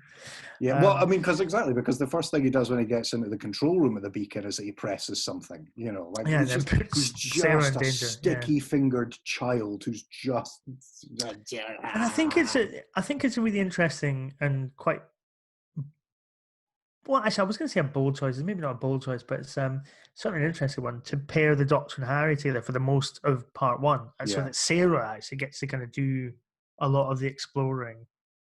And finds gets herself in bother, so the boys have to go and help her out. But I do, because it's kind of, Sarah, you're comfortable with Sarah. We're going to just let her kind of go off and do her own thing. Let's spend some time with these two people that you're maybe still uncertain of, because they've only been here for 4 weeks. And they're just hilarious. They're just this really great odd couple double act between the fourth Doctor and Harry. Like, I love when Harry's shoe gets zapped and the Doctor's like, "Give me your other shoe. You don't need it, do you?" That's what I suppose not. No. Yeah. Flings it in. Yeah, a 5-minute scene of moving, like unscrewing a bolted down table and then slowly moving it across a room shouldn't work. Bizarrely does. Bizarrely. Yeah, it does. Yeah, there's a kind of maybe I'm over egging it a little bit, but there is a kind of Laurel and Hardy music box quality to Tom Baker and Ian Marter just shifting a table sort of very slowly around the room. It's just a really lovely bit of physical comedy that also has some cracking one-liners because it's a Robert Holmes script. Yeah. Yeah, I like when he's introducing the both of them and he says, well, mine's is more of an honorary doctorate and Harry's only qualified to operate on sailors. I think that's funny. But then, there's a lot of humor in this, which just kind of the other characters just completely unresponsive to because they are pretty dry, just drab, and I get it. And weirdly though, it kind of works because it does. It does feel like there is a weight and responsibility, like they've been specifically bred to lead this next generation of humanity. Because obviously the trees just were like, fucking goodbye to you. No, we just forgot. We overreacted. Yeah, I mean, if we'd remembered, the Ark in Space wouldn't exist. Yeah, I mean, to be honest, we were lucky that they showed up because I mean, there was obviously no trees and the bank of Carabraxos to shield that from. So maybe it's just when they remember. Sometimes, The trees are obviously class warriors. They're just like, nah, fuck the money men. We're gonna just yeah, leave that bank to fend for yeah, itself. and as we find out in Sontaran Experiment, they obviously wait until the thing has happened and then they begin to reclaim the planet for Yeah, themselves. So maybe that was the whole. Maybe at this point, the just humanity has been so deadly to the yeah, vegetation across the globe. They went, all right, we need to get rid of these fucking apes. And then yeah. we'll look after the planet for a bit. And then if they come back, and then whatever. Because when I was TARDIS wiki in this thing, this is also the period that the Starship UK in the Beast Below I was gonna that bring that up. Yeah, is set in. So because I read that TARDIS wiki entry as well, and because is yeah, there not another story that's suggested at the same time as well? Another kind of new series one. Can't remember yes, now. it's not 42 or something like that, but it's another. There's another kind of, there's a couple of stories Yeah, about the diaspora of humanity yeah. I moving think it across the was. stars. Because and I think that's where it kind of comes into this being a kind of touchstone for the new series. Because I've been obviously the Beast Below, it takes place within that time frame, but I think there's certainly that kind of indomitable human spirit element of it. Mhm. There's that Kill the Moon. It reminded me of Kill the Moon, not just the the yo-yo, all that kind of thing. That's a Yeah, clear lift yeah. they've Well, taken and there. the mention of a Bennett oscillator Yes, yes. So it's was clearly they've just like yeah, wholesale lifted. which makes sense now because it's obviously named for Rodney Bennett, the director, Yeah, in the Ark in Space. And so to take that and put it in Kill the Moon, it's an obvious, like, so we're talking about Rodney Bennett. yeah. It's like the Jeffries tubes in Star Trek named after the art director, Matt Jeffries. And then Girl in the Fireplace. It really reminded me of Girl in the Fireplace with Harry kind of coming out and kind of having a space station on his first go, and just that kind of Yeah, really lovely scene between him and Sarah. About his kind of first trip in the TARDIS. Then it's kind of all thrown off by the Doctor giving him a hard time for twisting the helmet regulator. yeah. So there's just lots of just little subtle things, I think, right through from 2005 to, well, Moffat era of kind of just references back to the Ark in Space, Yeah. including that story that I've deliberately opened this up for. Yeah, I mean, so Russell T Davis once called the Ark in Space his favorite storyline of classic Doctor Who. And Stephen Moffat considered it the best Fourth Doctor story as well. So, obviously it's definitely had an impact. And it's very possible that impact is why I didn't get anything out of this viewing. Like, I'm not, like, it wasn't bad. I'm not going to argue that at all. And I didn't No, it's, not yeah. enjoy it. And a lot of the enthusiasm I've given it now is because previously, like, I've got the memory, I've got the feel of having a wonderful time with it. But I do wonder if, because it was the blueprint for the Holmes and Hinchcliffe era, and therefore it's the blueprint for a lot of decent aspiration with Doctor Who. Do you know You what's... feel like you've seen it? Like the way that people say that Citizen Kane is the greatest movie, and then you watch Citizen Kane and you go, "Oh, it's kind of just like any movie," and it's because Yeah. every movie is based I on mean, it's that. not, but okay. No, but you know what I mean. Like, people will, Yeah. like, there's like, people have looked at it, and after a decent amount of time, a lot of things deliberately resemble that thing and then somehow diminish the original. And I wonder if it's that. But then again, with Pyramids of Mars, like, there's many instances where I've watched this and it's been so tied to the social element that went along with it. Yeah. As I said with Pyramids, when we were in the Doctor Who group, going around to the president of the Doctor Who Edinburgh group, going around to Martin's house to just over the course of a weekend watch the DVD of the Ark in Space. He was really good like that. There was a bunch of these I remember. I When we mean, do Tom Baker's, yeah. Yeah, I mean, it's interesting what you say about the kind of Holmes and Hinchcliffe blueprint. Because actually, I had a note. What the fuck? Sorry, a car just drove past my house, which had like what?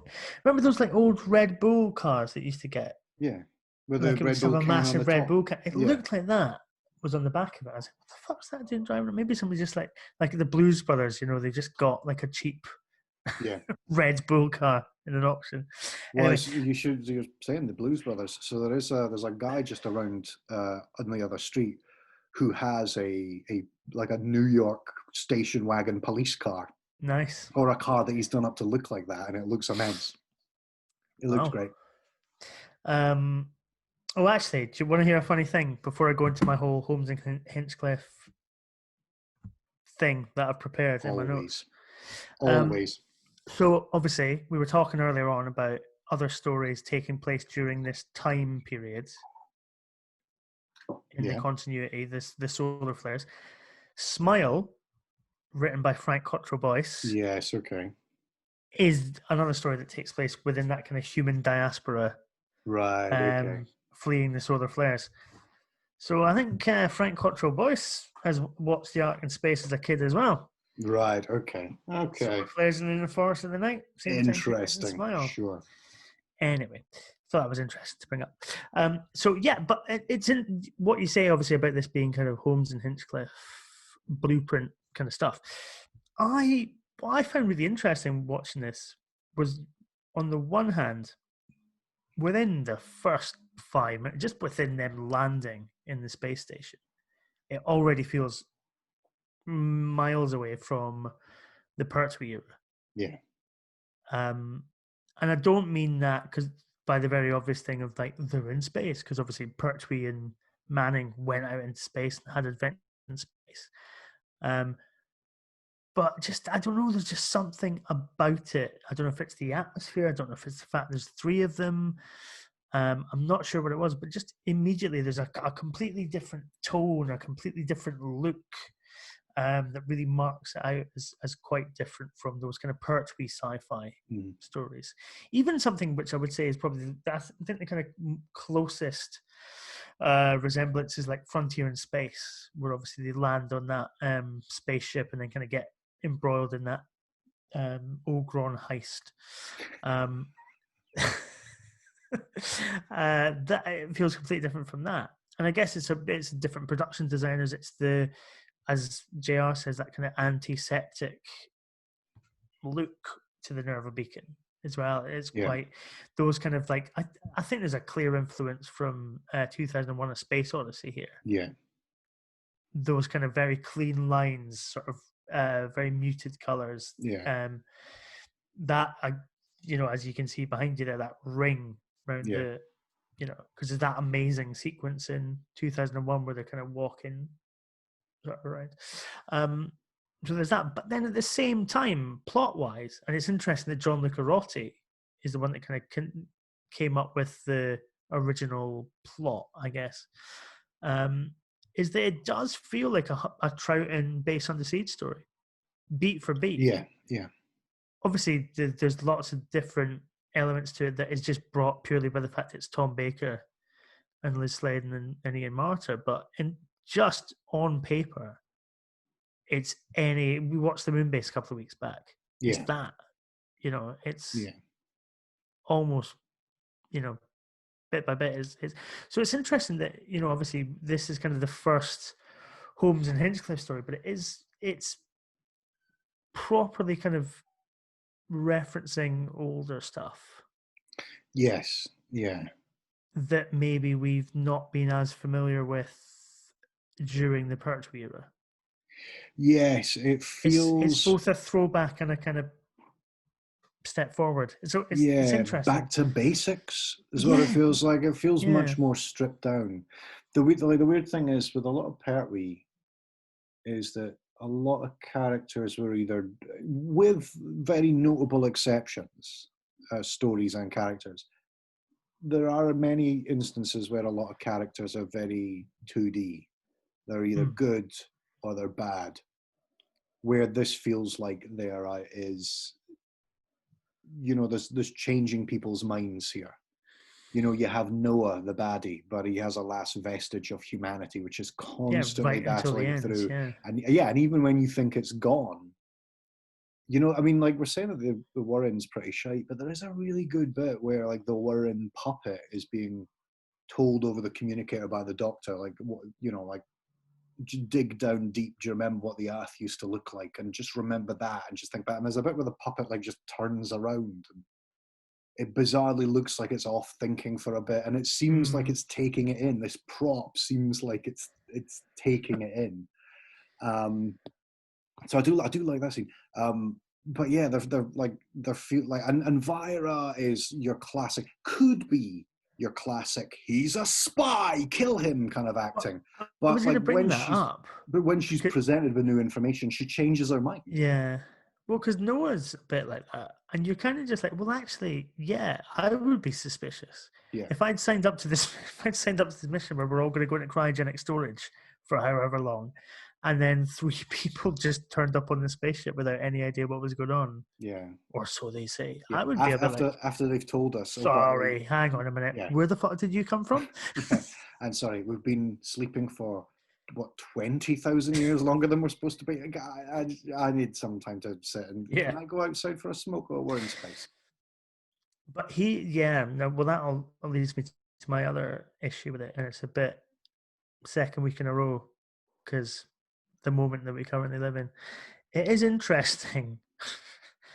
Tom Baker's Homo sapiens, brilliant moment, amazing moment, proper kind of very early defining doctorish moment. I think a scene that everybody loves in that. But there's a line in that where the doctor says, all creeds, all colours together under this kind of, but they only wake up the white fellas. Yeah, the white English folks. The white English folks.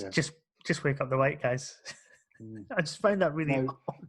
That is interesting. Apparently, Robert Holmes wanted Vira to be Haitian. Oh, right, okay.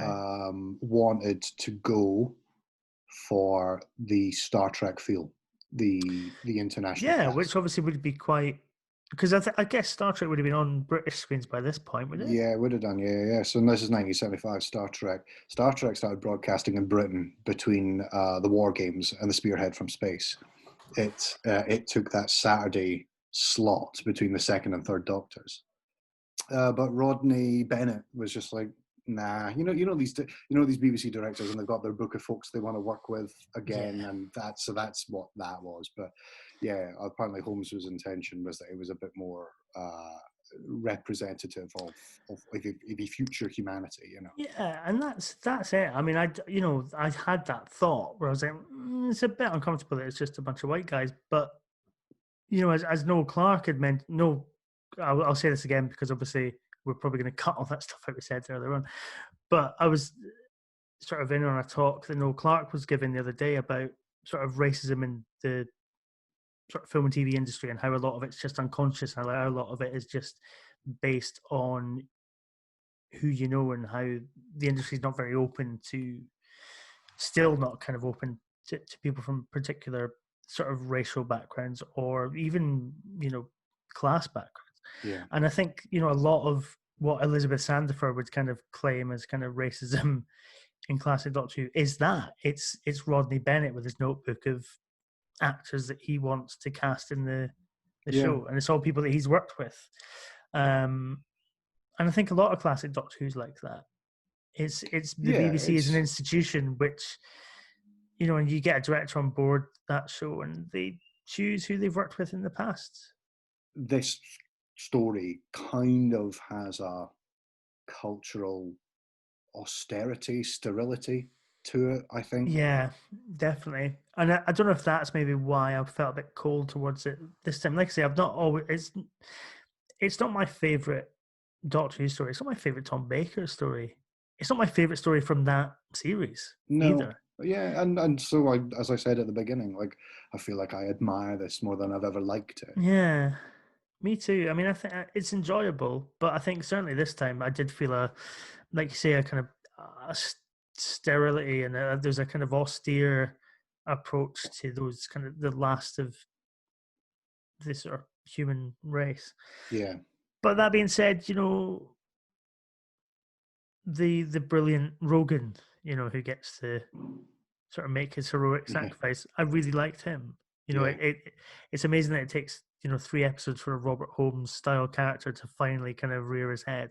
Yeah, which I Um, imagine is because, like Lucarotti has, because the part one looks like, you're right, like a lot of kind of like 60s part ones, which is it's just the kind of the main cast having a wander around and discovering some stuff. That doesn't need a bunch of rewriting.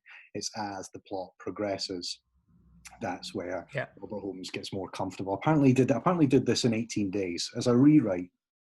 He rewrote the and it was a scripts. proper page one rewrite as well. Yeah, Like he yeah, just yeah. from start to finish, wasn't it? Yeah. It wasn't like he kind of was like, oh well, that can kind of come out, and Yeah. you just said, right, what can we do? How Yeah. can we change this?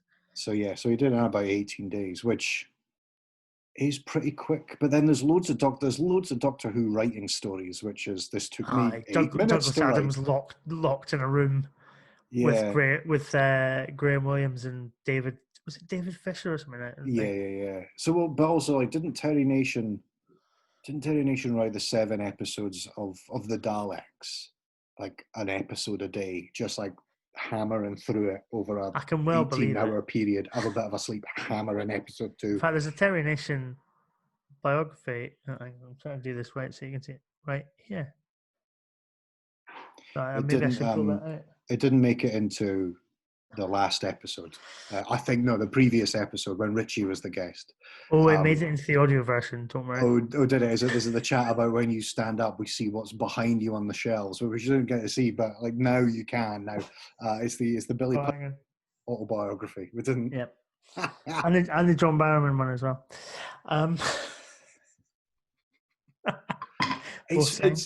So if you're an on the time Lash completist, there's a lot to be said about viewing and listening, basically getting the whole experience of the recording.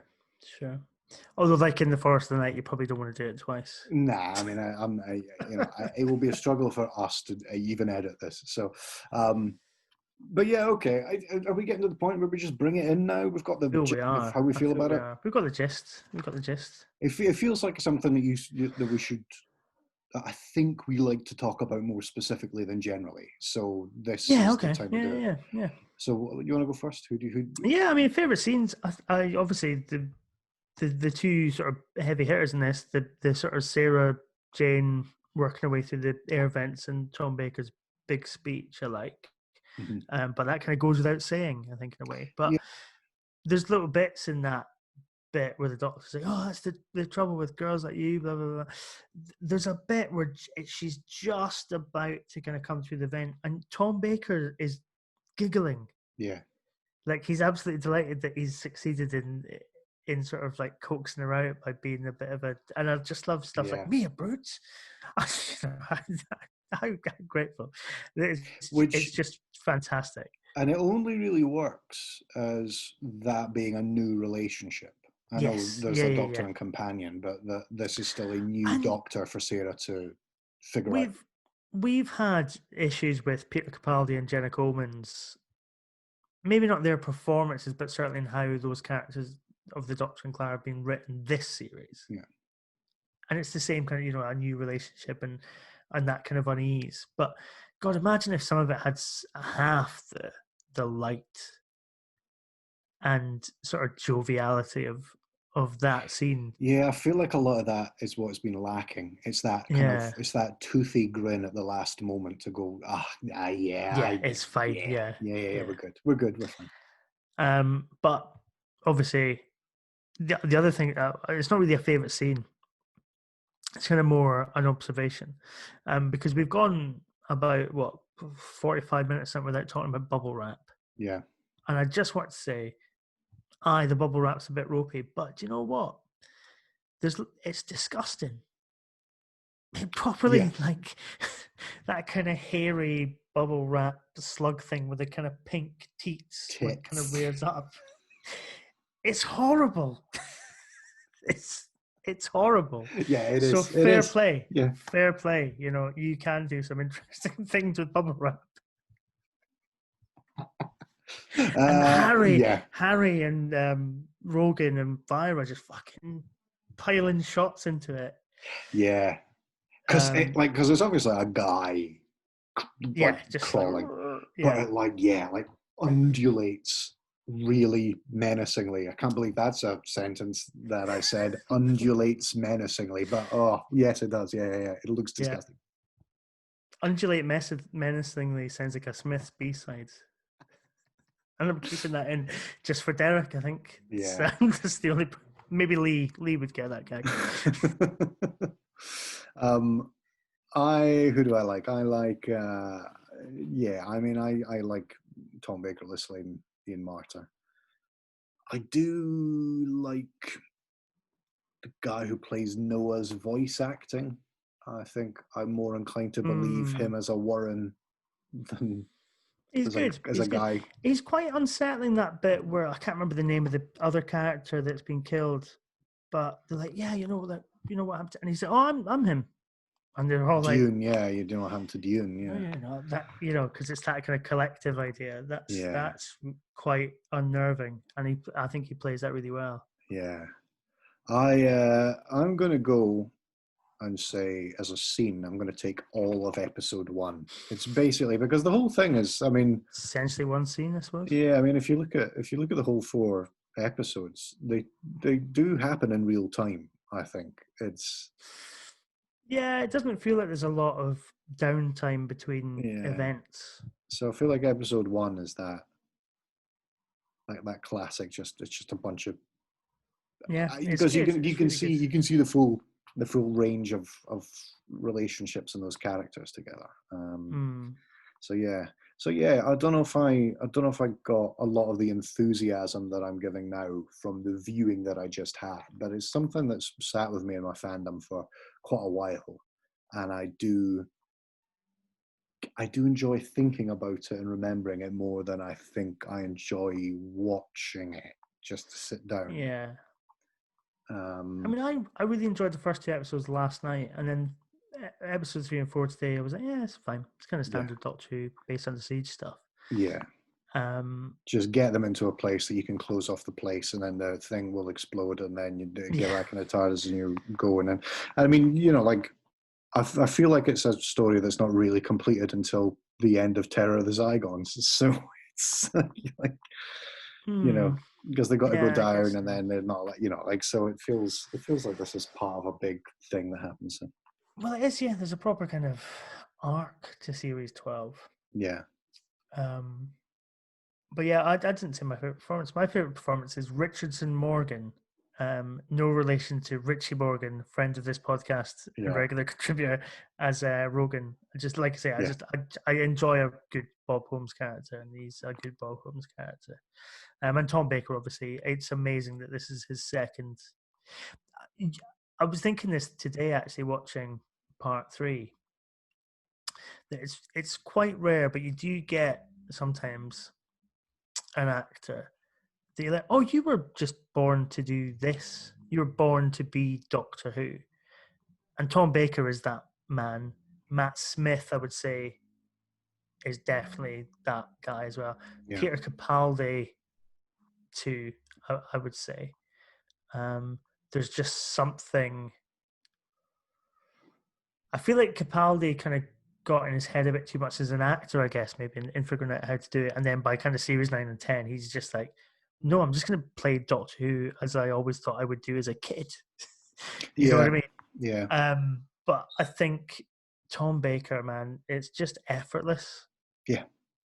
It's completely effortless. He just throws himself into it, and he's absolutely brilliant. All the layers of the sense of wonder, the jokes, because what's the bit? That kind of whole exchange between him and Sarah about kind of making jokes and being scared and stuff like that. That's the Fourth Doctor there, right there. When I said I was afraid, I wasn't making a joke, Sarah. Yeah. Yeah. When they were dissecting the Warren on the floor. Yeah. He is intensely watchable. Like in every word, every movement, every use of the hand, every flick of the hair. He's just intensely watchable. Yeah. As the Doctor. So yeah, so I can understand why presumably people watched Robot, and then when you hit episode 2 of this story, it's, you know, higher than it's ever been for the Pertwee era and the Troughton era. So it's quite incredible. It's quite really incredible. Yeah. Really, really is. Oh well, that's nice. Those are nice words to end an episode on. It's quite incredible. It is. That's the Ark in Space. Now we've got some tough choices ahead of us ourselves, Mark, haven't we? So it came to me today. Yes.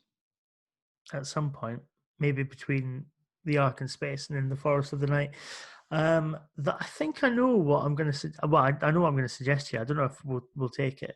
Sure. But so we've got Death in Heaven. No, sorry, Dark Water and Death in Heaven next week.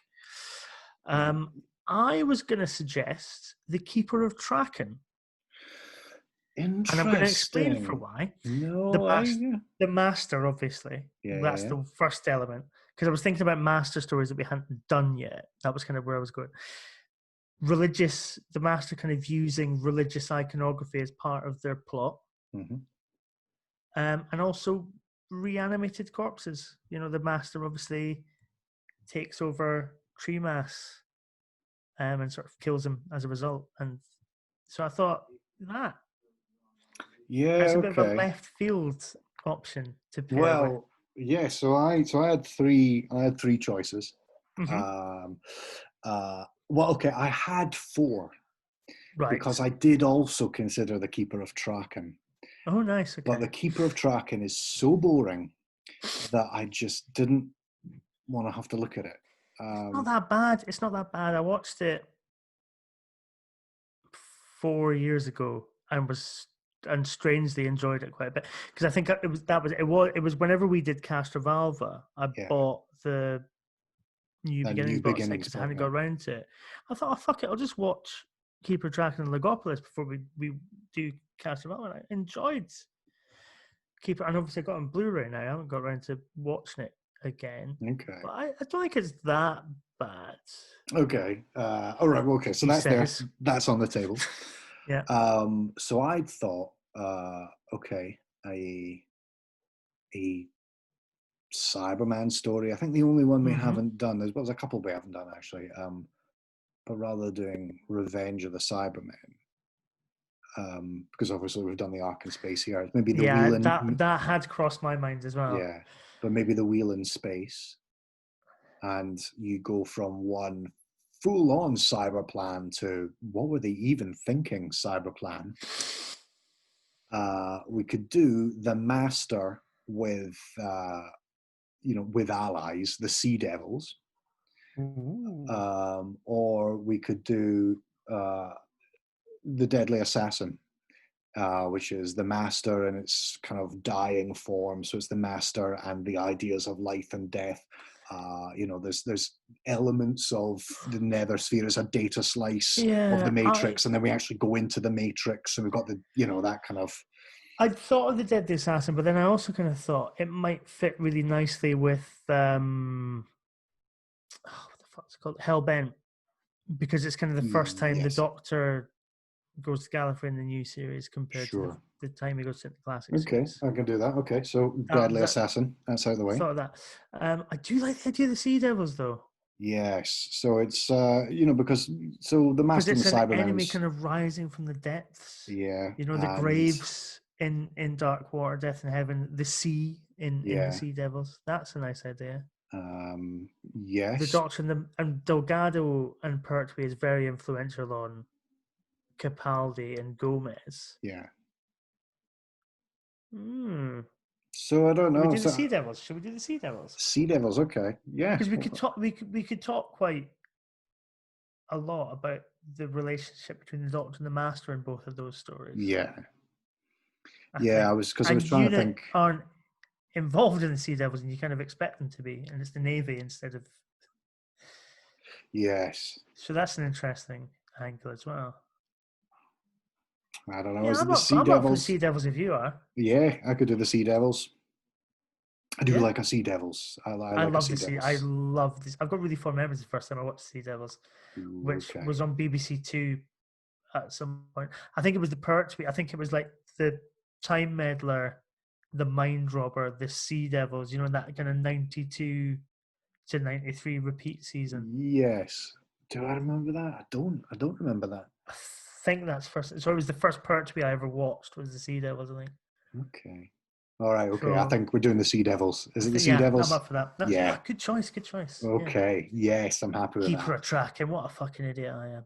No, I mean, like it occurred to me as well. I absolutely got it, but I just have something about the Keeper of Tracken, which maybe like the Ark in Space. I go, like, I can admire it. I just fuck me. Sometimes I'm just not in the mood for it. You know, like Yeah, it's fair enough.